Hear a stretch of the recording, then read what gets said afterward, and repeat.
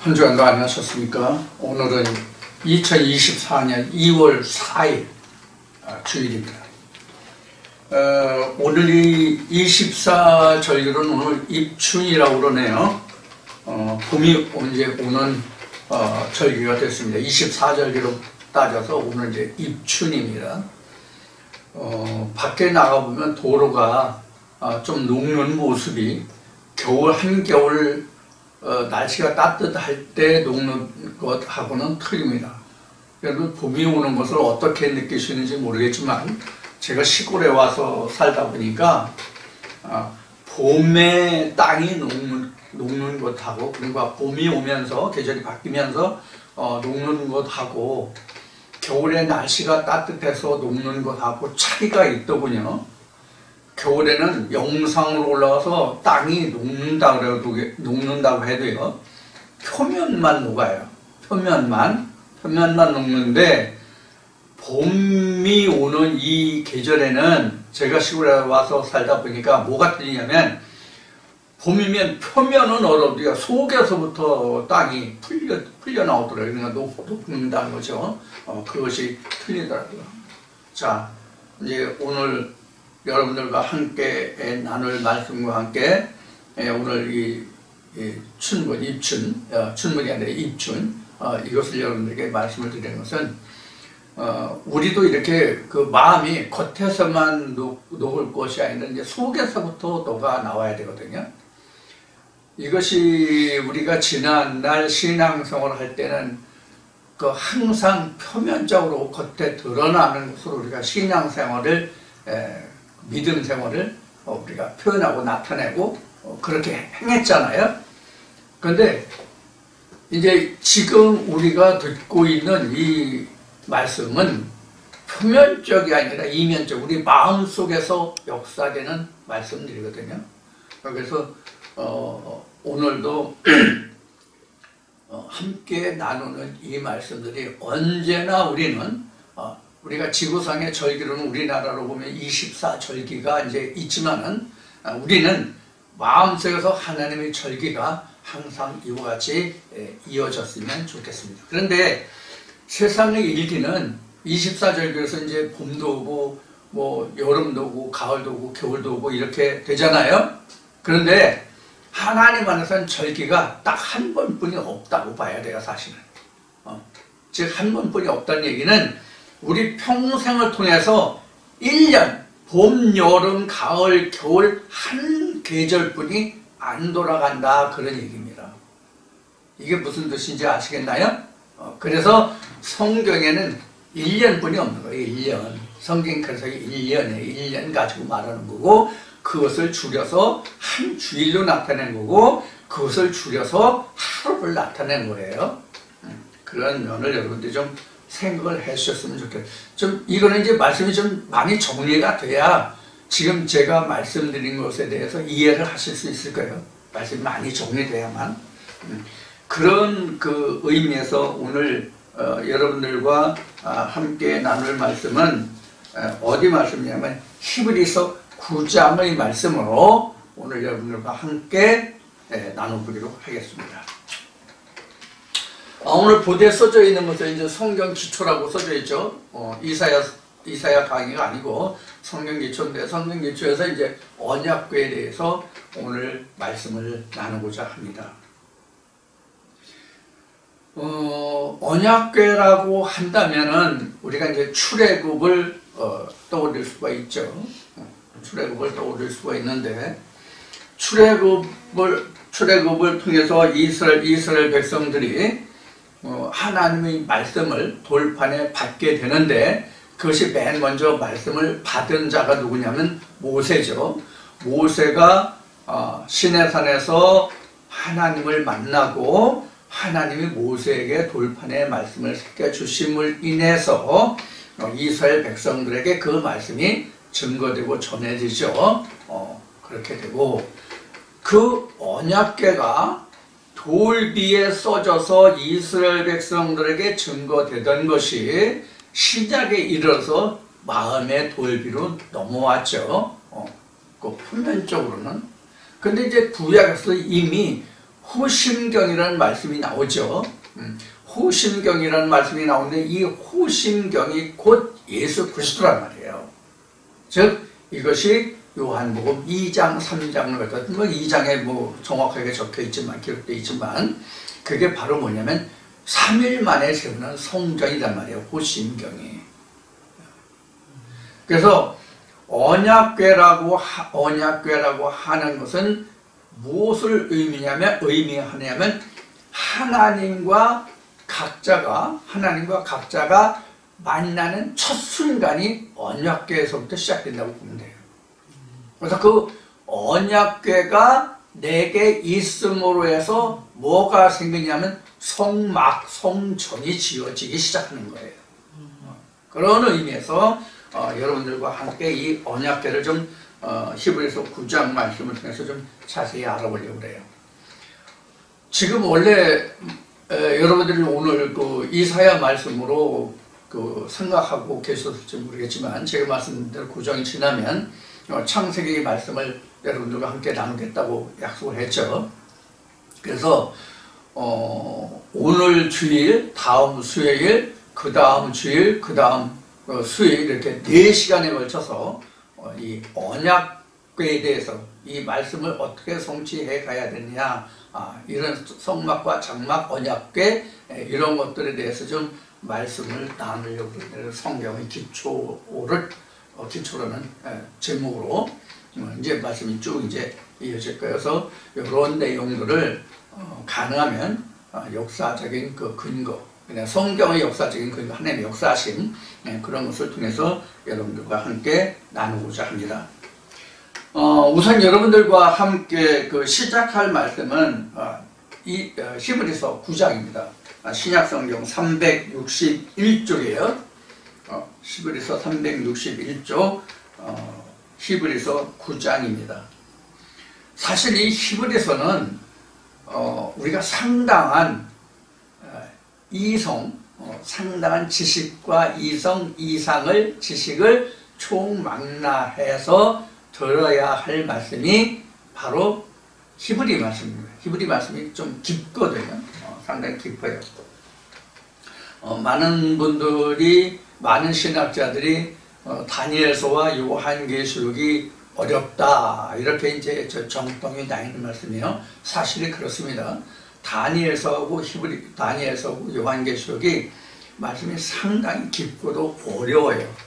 그런데 영적인 의미를 부여한다면 히브리서 말씀도 상당히 깊고 오묘합니다. 그래서 하나님의 깊은 이상으로 이 말씀을 들여다보지 않으면 하나님의 말씀이 굉장히 해석하기가 어려운 그런 말씀이 바로 히브리서 말씀이 되겠습니다. 자, 그래서 히브리서 9장 한번 봐주시기 바랍니다. 히브리서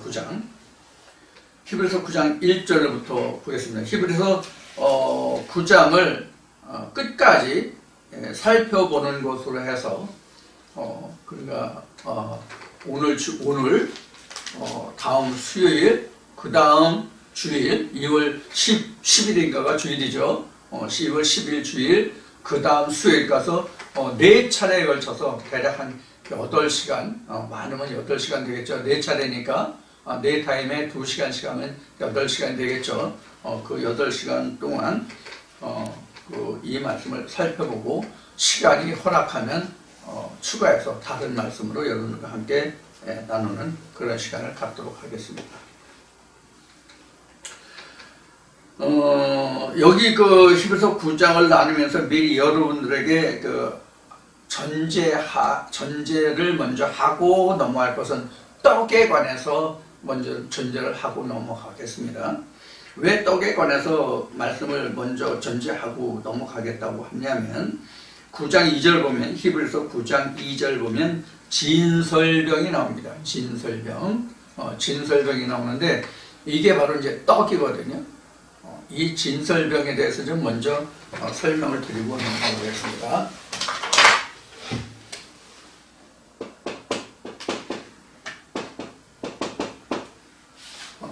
이 진설병은 뭐가 진설병이냐면 이스라엘 백성들이 애굽에서 종살이 하다가 애굽을 떠나서 광야에 나와서 모세가 시내산에서 도일교를 받고, 즉 하나님의 계명을 받고, 그 계명을 받은 연후에 성막을 짓고 성막 안에 이 돌비를 둔 언약궤를 만들어서 언약궤를 안치하죠. 그래서 언약궤를 안치한 곳이 지성소예요.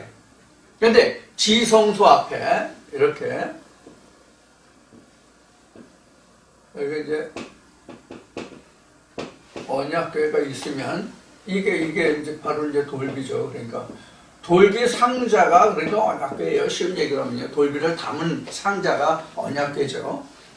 언약궤 앞에 여기가 이제 지성소라고 하는 곳이고, 이제 여기 설명을 드릴 이제 나오는 거예요. 여기가 이제 성소거든요. 그럼 여기에 보면 이제 히브리서 9장에서 할 거라서 미리 이제 여러분들에게 이해를 돕기 위해서 미리 말씀을 드리는 거예요. 여기 보면 등대도 있고 떡상도 있고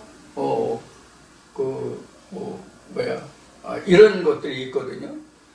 이제 가장 이제 근본적인 것만 말씀드리는 거예요. 그래서 등대는 이런 등불이 일곱 켜진 거, 이거 계시록에도 나오죠. 일곱 등. 네. 네, 이게 그래서 이게 하나라고 그러는 거예요. 일곱이지만 하나라고 해요. 근데 하나니까. 그리고 여기에 떡상이 이렇게 떡상이 있는데, 그래서 6개에서 12개가 이제 놓여요. 이걸 보고 진설병이라고 그래요.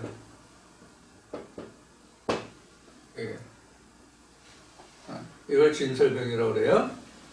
그래서 이제 이렇게 떡상이 이제 좌우에 6개씩 차려지는데, 이 좌우에 6개씩 차려지는 것은 이것은 출애굽기에 이제 보면은 그 기록이 되는데, 왜 이게 좌우에 6개씩이냐면 야곱의 아들들이 12이잖아요.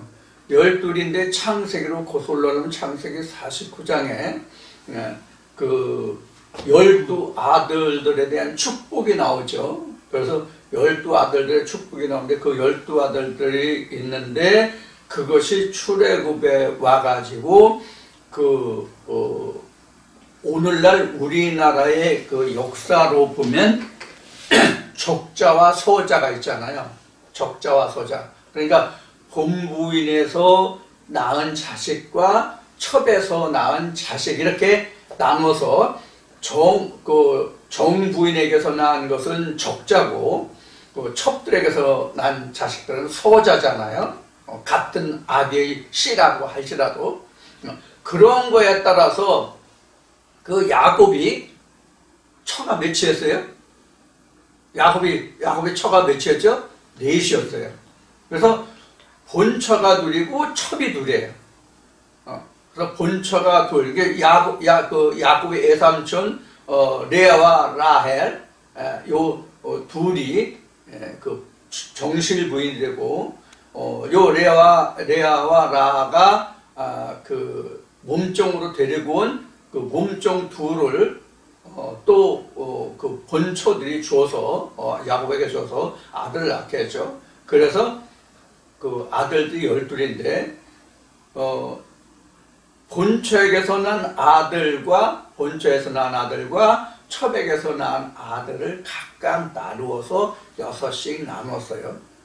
이것은 이제 출애굽기에 보면 이제 자세히 나와요. 쭉 나와요.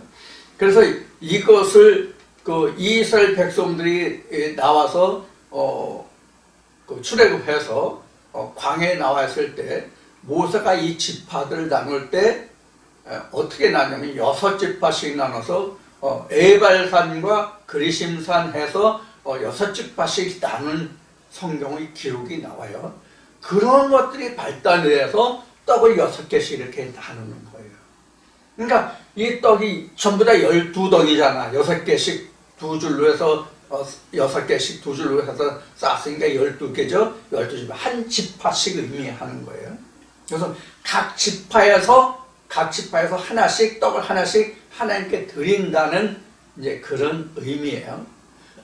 이것이 이제 그 근거가 돼서 근거가 돼서 12지파 떡이 12개 이렇게 근거를 해서 이것이 신약에 와서 예수가 12제자를 삼았고 이것이 요한계시록 와서 12기초석이 되고 12문이 되고 이렇게 이제 증거가 된 거예요. 그런데 여기서 한 가지 추가해서 첨가해서 말씀을 드릴 것은 야곱에게 첫 자식이 루벤이거든요. 루벤인데 이 루벤이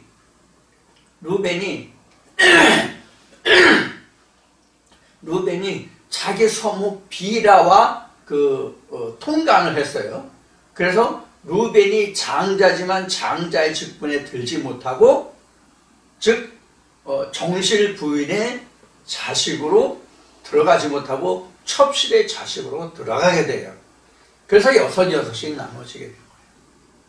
그래서 그 기초가 어미가 넷이라는 게 우리 성경에서 보면 그것이 뭐가 되면 내 기둥이 되는 것과 같아요.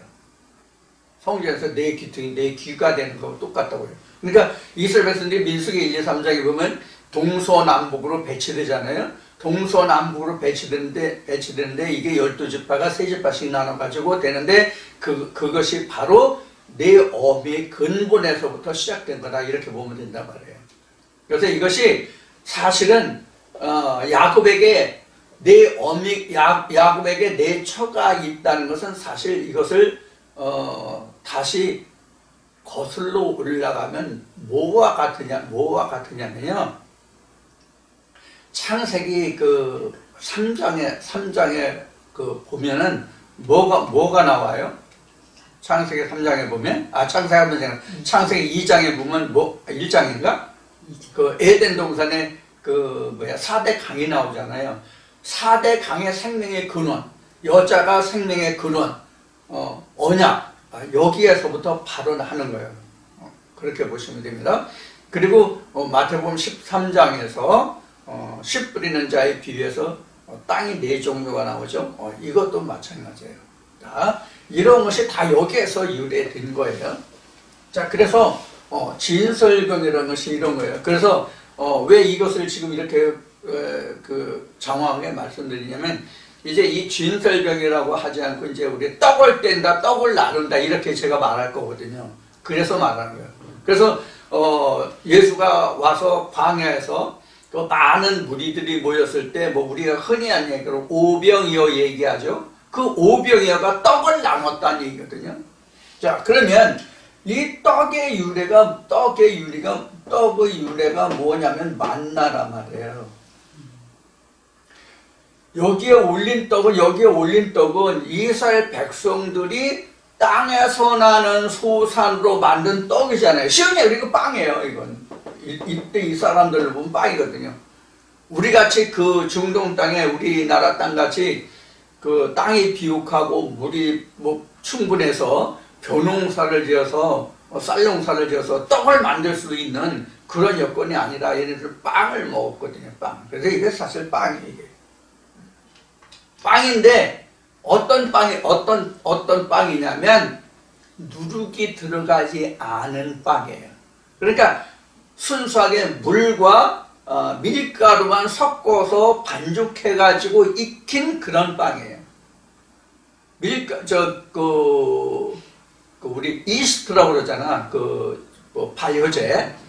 발효제가 안 들어가면 밀가루가요, 차돌같이 단단해요. 익히면.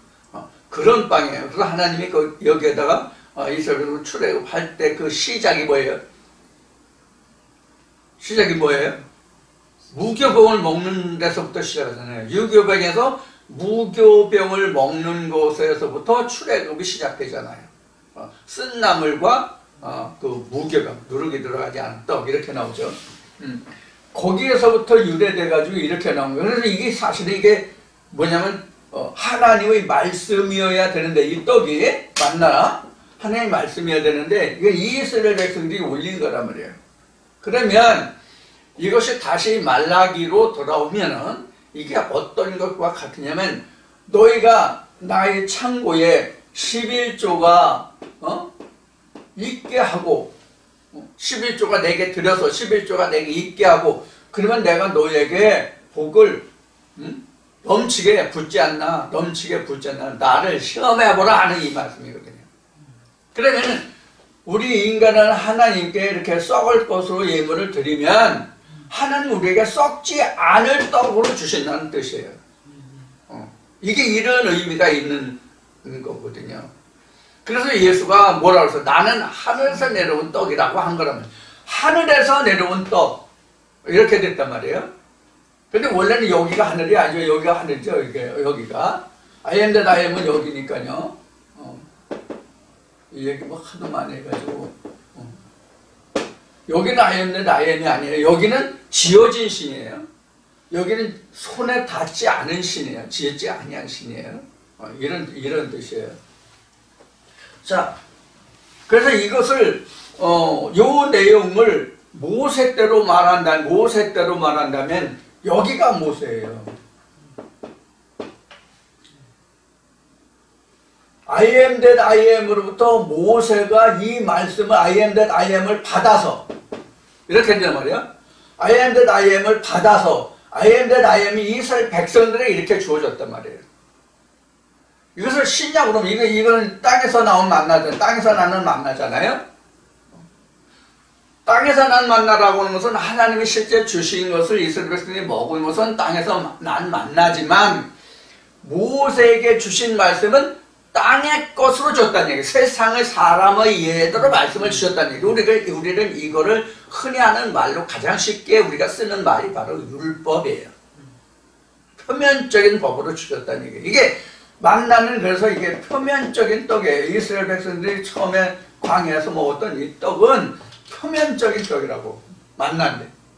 그런데 이것이 이제 세월이 변해서 모세가 지나가고 이제 예수가 오잖아요. 그 다음에 예수가 오는 것은 하늘에서 내려온 떡이란 거예요. 여기 예수는 실제 그래서 제가 여러분들에게 말씀드린 것이 뭐냐면 2000년 전 유대 땅에 왔던 예수는 우리와 똑같은 사람이다. 똑같은 것이다. 이렇게 말씀드린 거예요. 그래서 요한계시로 보면 사도 요한에게 예수 영이 내게 절하지 말라. 나는 너와 같이 된 형제니라 이렇게 얘기한단 말이에요.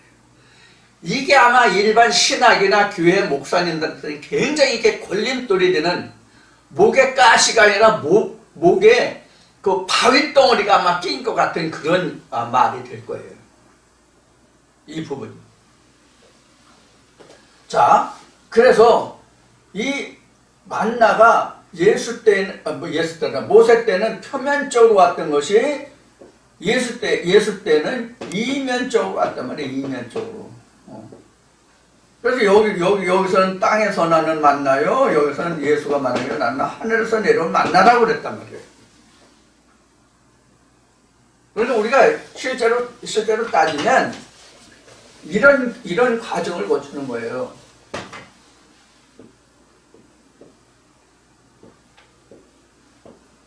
이런 과정을 거치는 거예요.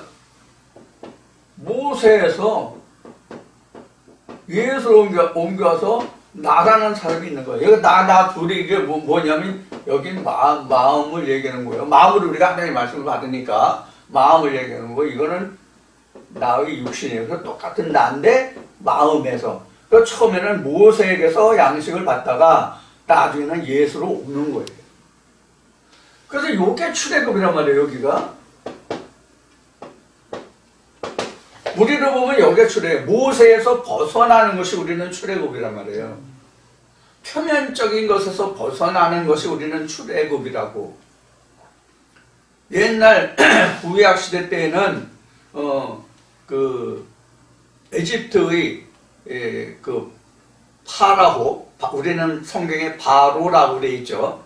이 바로의 통치하에서 벗어나는 것이 출애굽이었지만 지금의 출애굽은 모세의 통치, 즉 율법적인 표면적인 행함으로서의 그 신앙생활에서 이면적으로 보이지 않는 신앙생활로 넘어오는 것이 지금은 출애굽이에요.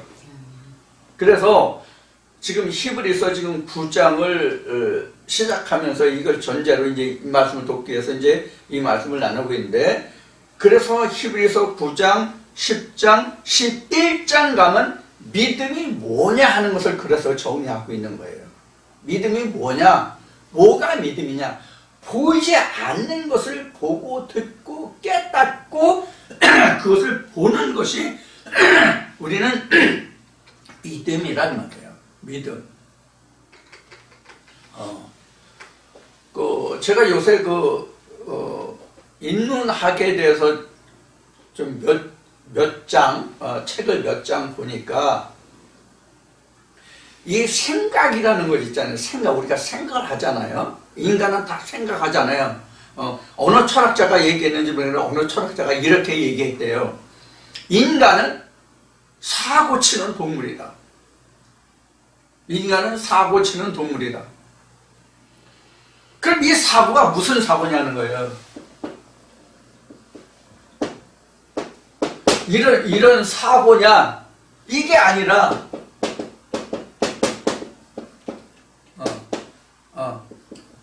사고, 생각해 보자.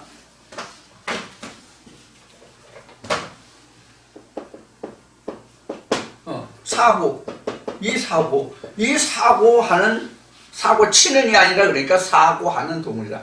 생각하는 동물이다 하는 얘기예요. 그런데 이 생각을 인문학에서는 뭐냐면 생각이 생각으로 끝나면 그건 아무것도 아니라는 거예요. 생각을 볼 수 있어야 된다는 거예요. 생각을 볼 수 있어야 된다는 거예요. 그래서 우리가 이것을 생각을 볼 수 있다는 것을 우리가 성경에 대입시켜서 보면은 이 말씀을 볼 때에 이 말씀을 보고 이 문자로 글자로 기록된 것을 우리는 사고해서 그 사고를 볼 수 있는 것이 바로 뭐냐면 하나님의 이상이에요. 하나님의 이상이요, 그게 하나님의 모습이고 그것이 우리가 먹어야 할 떡이에요. 근데 우리가 이렇게 되기 전까지는 어떻게 봐요? 문자 그대로 글자 그대로 보잖아요. 이거는 생각해서 그냥 끝나는 거예요. 이건 사고가 아니에요.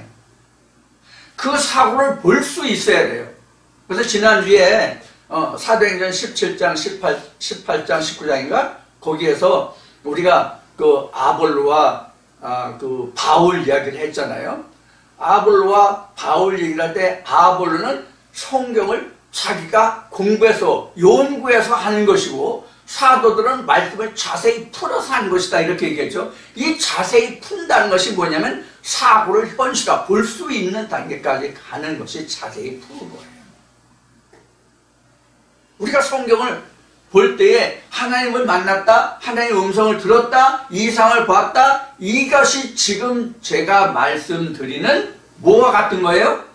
이 글자를 보고 문자를 보고 거기에서 어떤 이상, 그 생각을 찾아서 그 생각을 현실화시키는 거예요. 그것이 하나님을 만났다, 하나님을 보았다, 하나님의 음성을 들었다 이렇게 얘기하는 거라 그런 얘기예요. 그래서 이런 얘기가 이제 모세에게서 모세 때 출애굽할 때 모세 때도 나오지만은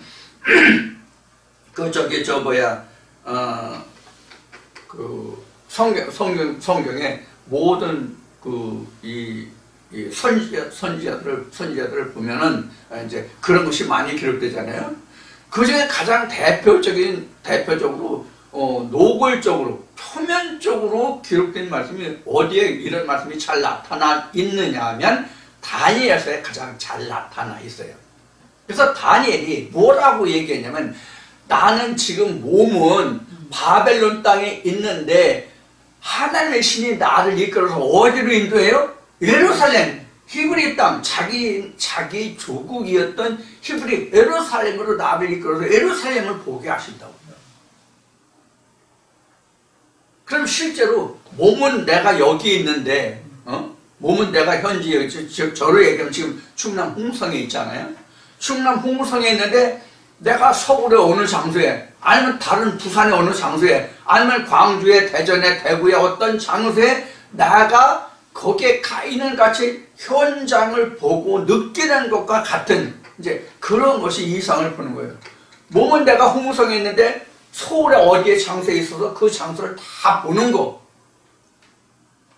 이런 거예요. 그럼 우리는 지금 말씀드린 바와 같이 말씀을 보고 이때 당시에 모든 사상과 그때에 있었던 일을 내가 목도하는 거죠. 실제 현재 일어나는 일같이 목도하고 보여주는 그것이 바로 뭐냐면 하나님의 이상이란 말이에요.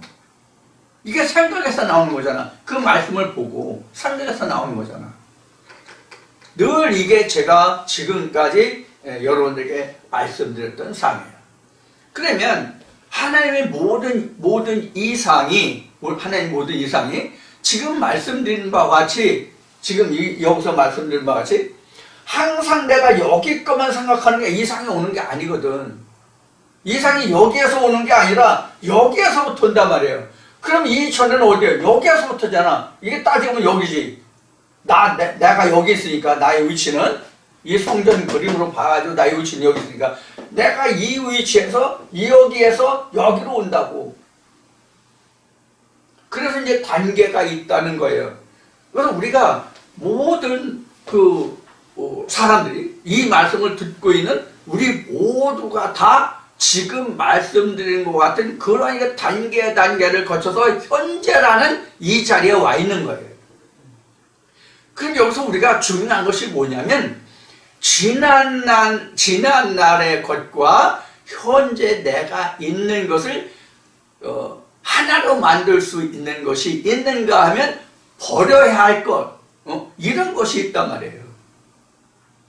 근데 우리는 옛날이나 지금이나 즉 모세나 예수나 똑같다라고 생각하면 이거는 내가 아직까지 말씀을 제대로 깨닫고 있지 못한 거예요.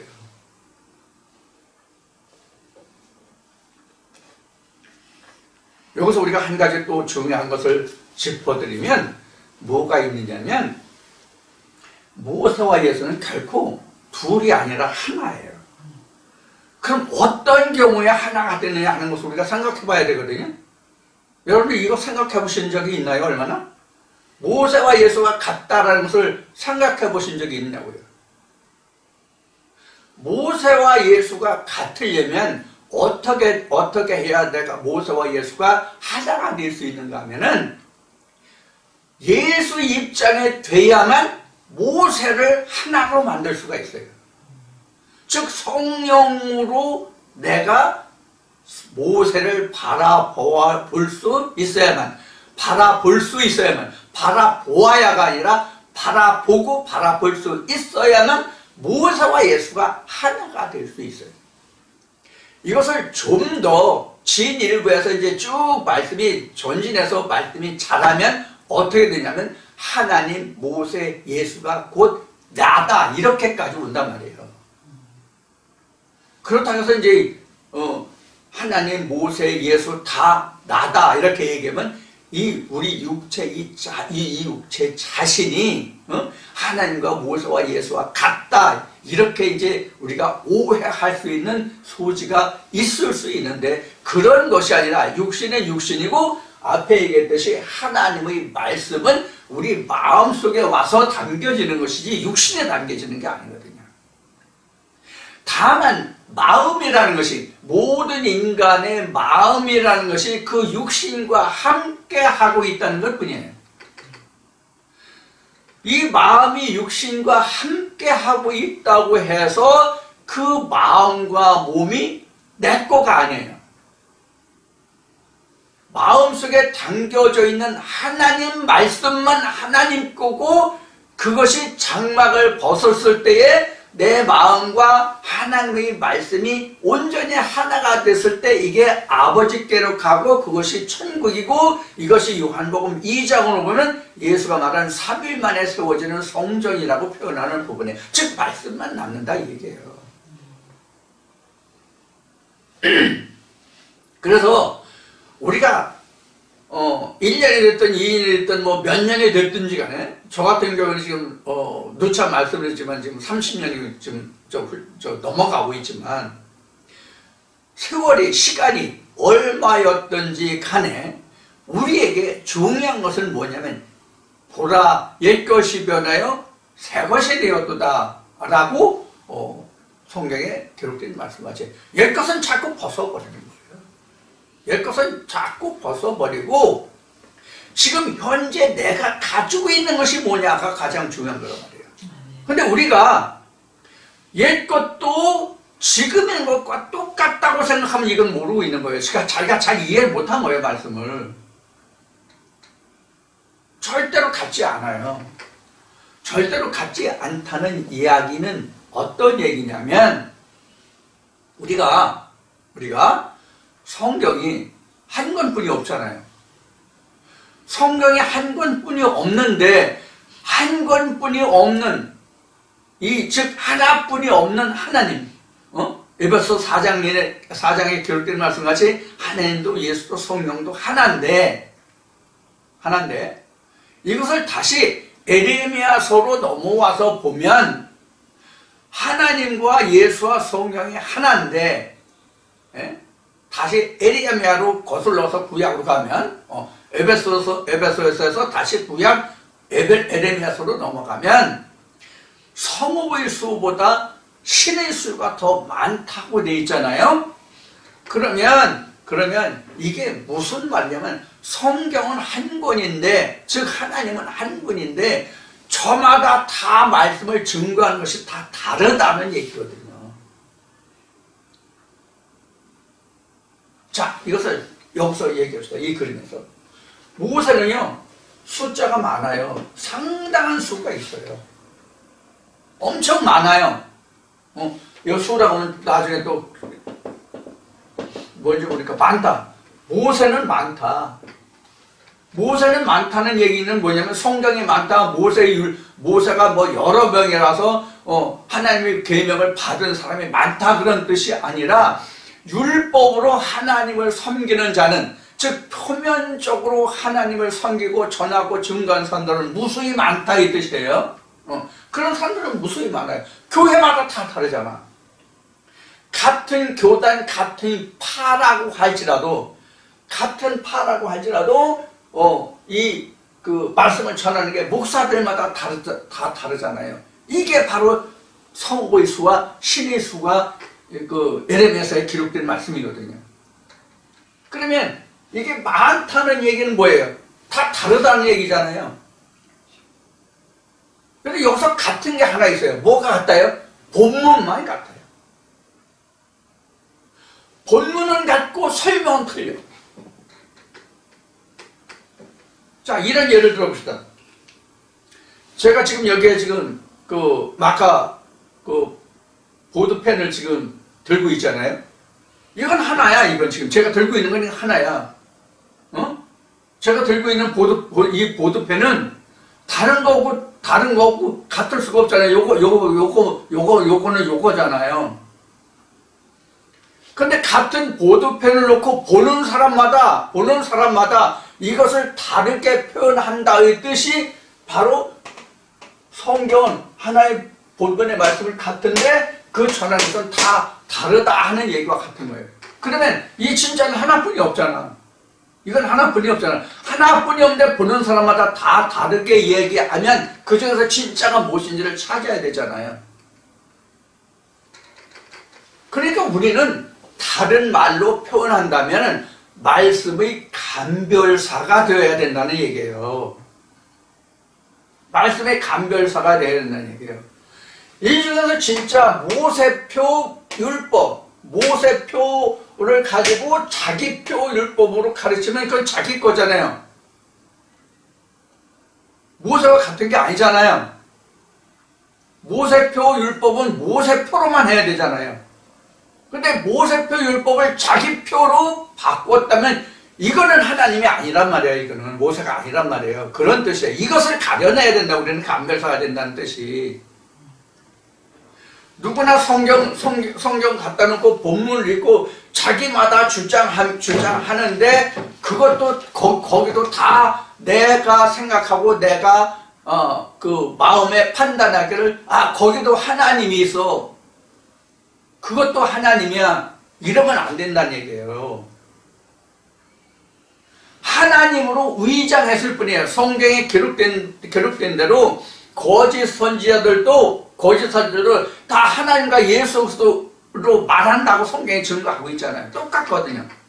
그럼 그 중에서 우리는 누가 진짜냐는 것을 우리는 감별하고 분별해내야 된단 말이에요. 이게 우리 듣는 사람들의 책무예요.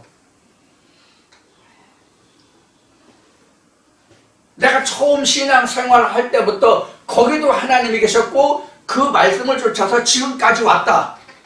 하나님이 모두 인도하셨다. 이게 표면적으로만 맞는 얘기예요. 그러나 그 안에 들어가 보면 옛 것과 지금 것이 구별이 안 됐다는 얘기란 말이에요. 그러면 여기까지 왜 오냐고. 거기서 그냥 신앙생활 해도 되는데 왜 여기까지 왔느냐 하는 얘기예요. 이걸 생각해 봐야 된단 말이에요. 그때도 하나님이 인도하셨으면 그 자리에 있으면 돼. 여기까지 올 필요 없어.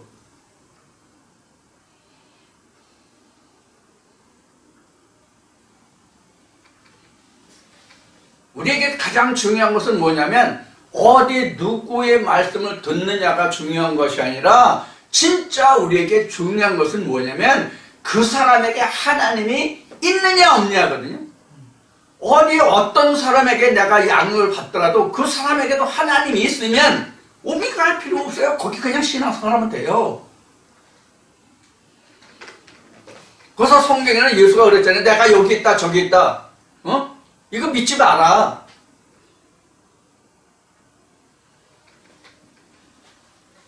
이제 여기 있다 저기 있다 이 중심은 내 마음에 있다 하는 이야기예요. 그럼 내 마음에 있다는 것이 바로 뭐냐면 누가 진짜 하나님표 하나님을 찾고 분별하고 감별사가 돼서 하나님표 하나님의 말씀을 받느냐 하는 얘기거든요. 홍길동한테 있으면 어떻고 임꺽정한테 있으면 어떻고 누구한테 있으면 어떠냐고. 그 사람 입에서 하나님의 말씀이 증거되면 거기 있으면 되는 거예요.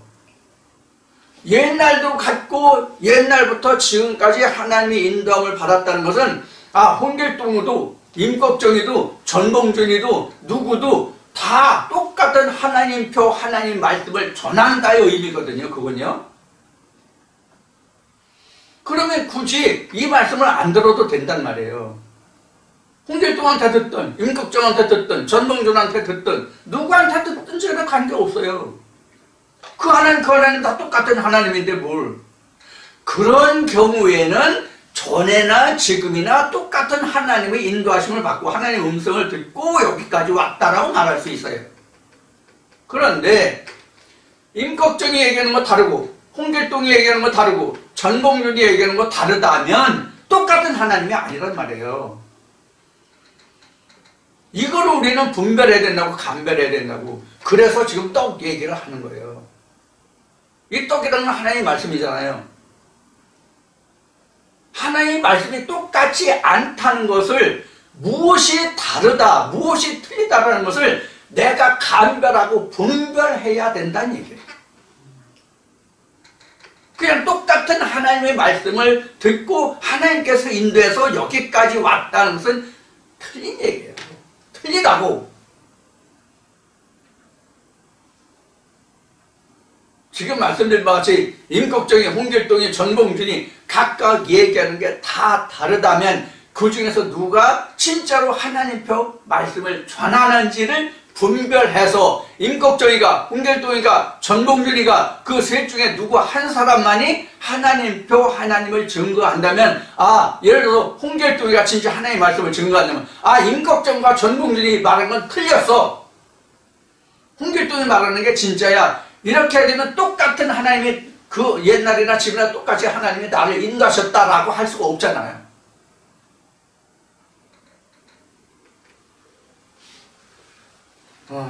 이런 것이 우리에게 분별이 안 된다고 그럴까?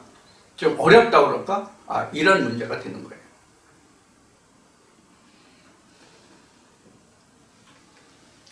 그래서 지금 말씀드린 것같이 우리가 그 떡을 어떤 떡을 먹느냐 하는 거거든요. 그래서 지금 진설교를 가장 먼저 지금 이야기하고 있는 거예요. 우리가 지금 떡 사러 온 거거든요. 쉬운 얘기로 하면 우리가 떡 사러 온 거예요. 떡 장사에 떡 사러 온 거예요. 그럼 어떤 떡이냐는 거예요. 성경적으로 얘기하면 떡 종류가요. 몇 종류일 것 같아요? 성경으로 놓고 보면 떡 종류가 몇 종류 같아요? 떡 종류가? 떡 종류가 몇 종류예요? 이렇게 있어요. 유전의 떡이 있고요. 이거 바울이 증거한 거예요. 계명의 떡이 있고요. 진리의 떡이 있고요. 이렇게 셋이 있어요. 셋이 있다고. 이걸 다 분별해서 와야 돼요. 이것을 이스라엘 백성들로 보면 출애굽의 과정 또는 여정 이렇게 얘기하는 거예요. 이거를 여기가 애굽이란 말이에요. 여기가 유전으로 말하는 여기가 애굽이라고, 여기가 광야고, 여기가 가나안이고.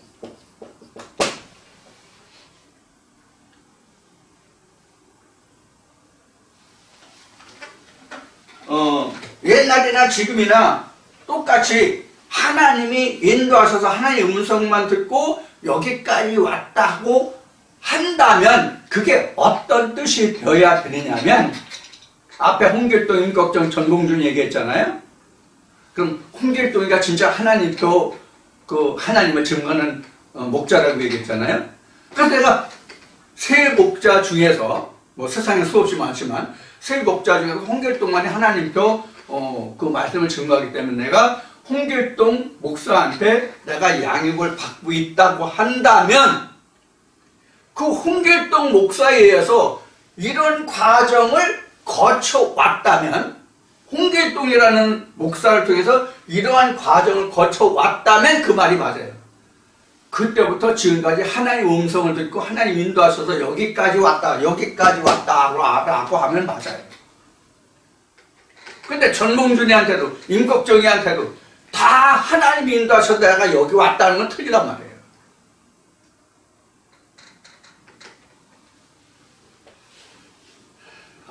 우리가 이러한 면들을 확실히 이렇게 분별해내지 못하면 이게 굉장히 어려워요. 그래서 요 사이에는 뭐가 있어요? 강이 있는 거예요. 물이 있는 거예요. 그래서 홍해가 있고 요단이 있고 그런 거거든요. 응?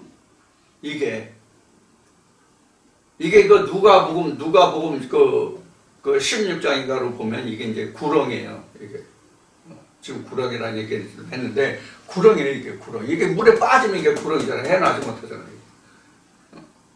세상으로 우리가 물에 빠져도 수영할 수 있으면 빠져나온다 이러면 성경에는 그게 아니거든요. 이 물이라고 하는 것이 어디에서부터 유래돼요? 창세기 1장 2절에 있잖아요. 우리는 처음부터 물에서 나오는 거예요. 물에서.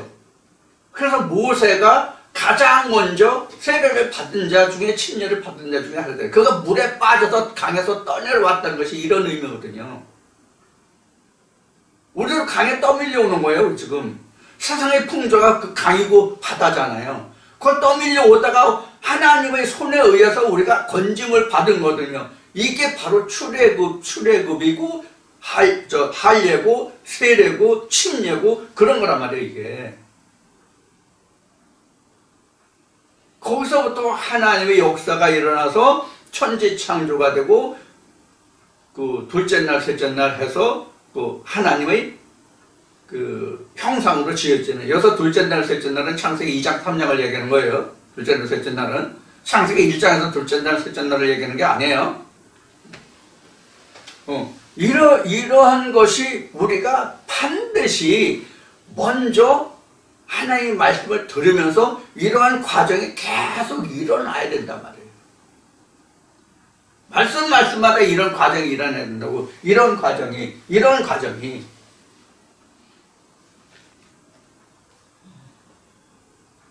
이런 것을 스스로가 하지 못하고 그냥 말씀을 듣는 것으로 만족하고 말씀을 들어서 이거 전에 듣지 못하던 그런 새로운 말씀이야. 참 이 말씀이 좋았어. 듣기 좋았어. 그래 이렇게 돼야지 라고 듣고 끝나면, 그것으로 끝나면 이 말씀 듣지 말라고 그동안 수없이 얘기했잖아요.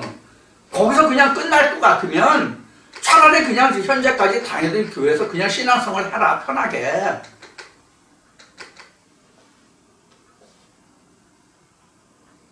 이게 어떤 의미로 여러분들에게 말씀을 드린 거죠? 이것 지금 제가 여러분들에게 전해드리는 말씀은 내가 겪어보고, 즉 내가 먹어보고 내 입맛대로 여러분들에게 말씀을 드리는 것이지, 여러분들이 먹어보고 여러분들이 느끼는 입맛을 전해드리는 게 아니다, 그렇게 말씀드렸죠? 그래서 여러분들도 직접 먹어보고 이것이 저 사람이 말하는 것과 같은 입맛의 것인지를 확인해 보라고 그랬잖아요. 이게 떡반죽것이라 나도 떡을 해서 먹어보고 그 맛인지 아닌지를 확인해 보라고 말씀드렸잖아요. 그래서 체휴를 해보라고 그랬잖아요. 듣는 것으로 끝나고 그래 맞아, 그게 맞아, 그래 맞아, 그래 이거 백날 해봐야 소용없어요. 내가 죽을 때까지 해봐야 소용없어요. 떡을 만들어서 진설병으로 해서, 아까 얘기했죠? 진설병으로 해서 하나님께 올리라고. 떡을 자기가 또 만들어야 된단 말이에요. 떡을 만들어서 하나님께 올려.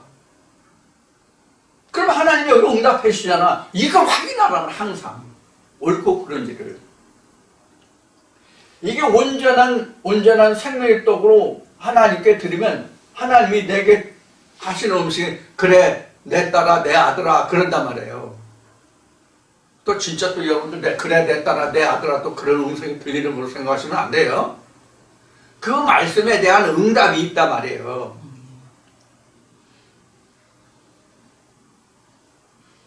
쉬운 예로 다른 말로 표현하면 이 말씀을 하나님께 상고해서 하나님과 상고하면 그 말씀이 옳고 그른지를 내가 판결할 수 있도록 하나님이 내게 말씀을 다시 주신다는 얘기예요.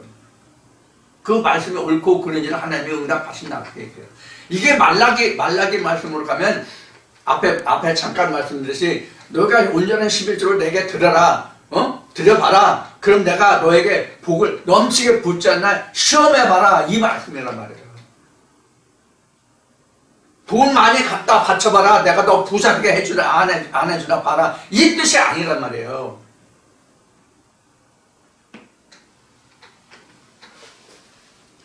이래서 우리가 그 하나님 말씀을 듣는다고 하는 것이 굉장히 어려운 거예요. 굉장히 어렵다는 얘기는 어떤 의미에서 어려우냐면, 앞에 말씀드렸듯이 여러분들이 듣고 이 말씀을 듣고 들으면 여러분들이 감정이 호소하는 어떤 부분이 있을 거 아니야. 1시간 동안 강의 동영상 한 편 들었다면 각자 나름대로 그 1시간의 영상 속에서 전해지는 뉴스가 메시지가 많잖아. 그럼 그 메시지의 그 많은 분량 중에서 각자가 느끼는 감정에 호소되는 말씀이 따로 있을 거라고 다 같은 게 아니라, 같을 수도 있죠 물론. 그럼 그 말씀이 내게 감정으로 남아지잖아요. 그걸 다시 꺼내서 이것이 진짜 하나님께서 내게 주신 감정인지 느낌인지 깨달음인지를 하나님께 확인해 보라는 얘기예요. 그럼 하나님께 확인한다는 게 뭐라 그랬죠? 할 수 있으면 여러 증거되는 말씀들을 찾아서 그 말씀의 사실 여부를 사실해보라, 그런 뜻이에요. 그래서 사실해보라고 말씀을 드렸는데, 제가 지금 한문으로 말하기 때문에 이렇게 써드릴게요.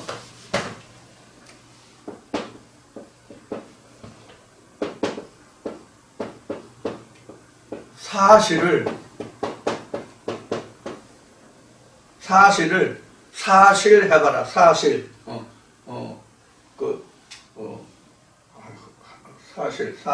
사실을 살필 살자, 사실.